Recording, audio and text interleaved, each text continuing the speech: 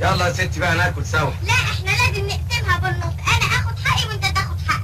طب وما ناكلش سوا ليه؟ لا عشان انت لقمتك اكبر من لقمتي وبقك اكبر من بقي واسنانك اجمد من اسناني، عبال ما انا اكل لقمه واحده بس تكون انت كلت 18 لقمه مره واحده. طيب يا ستي اتفضلي اقسمي، بس اقسمي قسمة الحق. حاضر. اتفضل. ايه ده؟ بقى ده نص رغيف؟ والنص ده طبعا نص رغيف، انت عامل فرغه كده ليه يا استاذ؟ طب اسمعي بقى، الجبنه دي لازم نقسمها بالميزان. بس كده يلا عند البقال يلا يا ستي اتفضلي.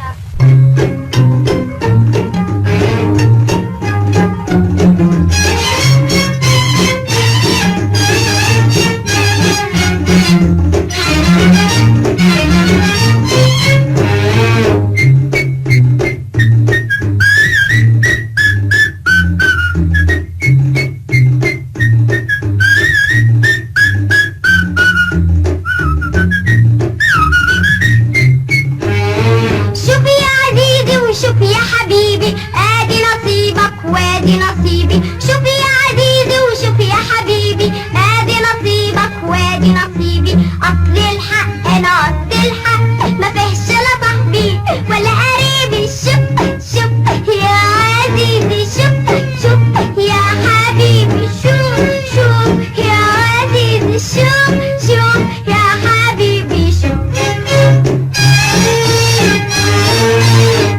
نصيبك في الناحية دي كويس كده مبسوط مبسوط، وادي نصيبي في الناحية دي مظبوط كده مظبوط.